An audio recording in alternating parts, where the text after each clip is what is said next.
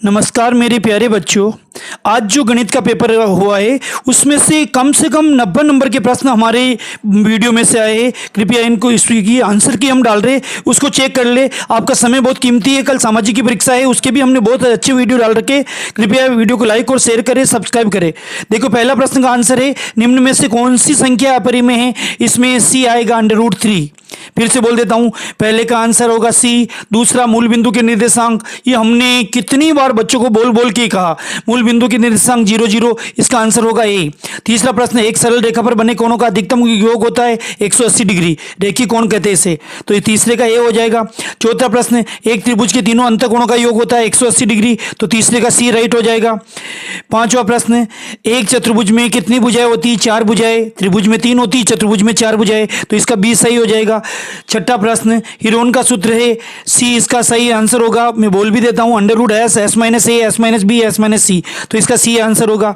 सातवां प्रश्न, एक समद्विबाहु त्रिभुज में समान भुजाएं कितनी होती है? इसके नाम में इसकी परिभाषा छुपी हुई है, द्वि यानी दो, सम यानी समान, दो भुजाएं बराबर होती है, तो इसका ए आंसर हो जाएगा। आठवां प्रश्न अवश्य देखा,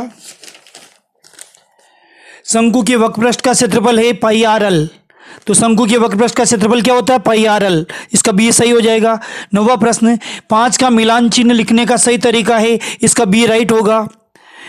10वां प्रश्न, दंड आलेख में दंडों के बीच की दूरी कैसी होनी चाहिए? बी इसका बराबर होनी चाहिए। 10 ही अवश्य आपने चेक कर लिए, हम आपके समय को देखते हुए बिल्कुल केवल आंसर बता रहे। 11वें प्रश्न, घातांक नियम पहली प्रश्नावली का, इसका आंसर आएगा 4। 12वां प्रश्न, कार्तीय तल में y अक्ष का समीकरण x = 0 होगा। 13वां प्रश्न, वे रेखाएं जो एक दूसरे के लंबवत होती है उनके बीच का कोण 90 डिग्री होता है या समकोण होता है? तो 13वें में राइट होगा, रिक्त स्थान में 90 डिग्री या समकोण। अगला प्रश्न 14वां, समांतर चतुर्भुज के सम्मुख कोण रिक्त स्थान में आएगा बराबर होते हैं, तो इसमें बराबर लिखेंगे। 15वें प्रश्न में भी बराबर, सर्वांग सम त्रिभुजों में संगत भाग भी बराबर होते हैं।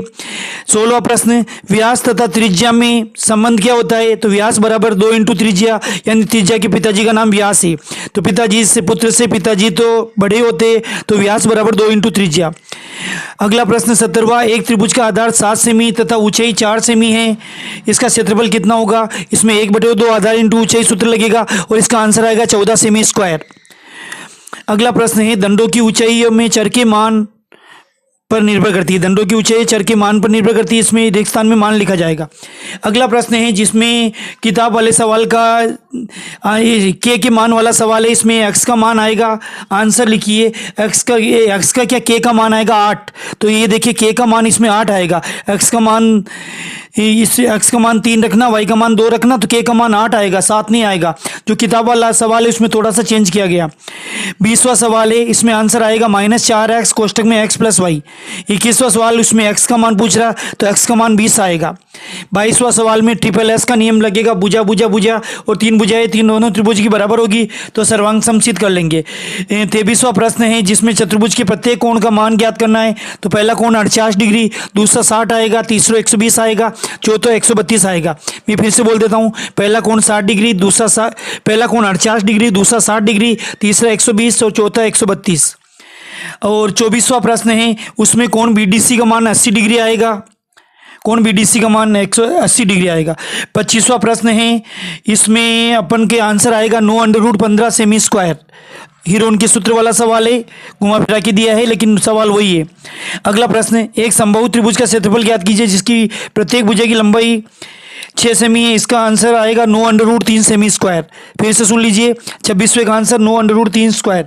27वां प्रश्न है, यदि एक बेलन की त्रिज्या 5 सेमी और उसकी ऊंचाई 12 सेमी है, तो इसका आयतन होगा, इसमें πr² सूत्र लगाएंगे, 942 सेमी क्यूब आंसर आएगा, 942 सेमी क्यूब। इसके अलावा सभी प्रश्न हमारे पढ़े हुए आए, अब इसमें आंसर नहीं करने, इसलिए हम एक वीडियो ऐसा भी डालेंगे जिसमें बड़े प्रश्नों के विशेष रूप से पीछे के प्रश्न। और एक चीज सूचना, विशेष रूप से आप अपने टीचर को कहे, क्वेश्चन नंबर 41 और क्वेश्चन नंबर 45, ये 11 नंबर के प्रश्न आउट ऑफ कोर्स आए, जो 30 नंबर कटा हुआ 30% कटा हुआ कोर्स है, उसमें से प्रश्न आ गए, इनके नंबर आपको बोनस देने का रिक्वेस्ट करें उनसे। बहुत बहुत धन्यवाद।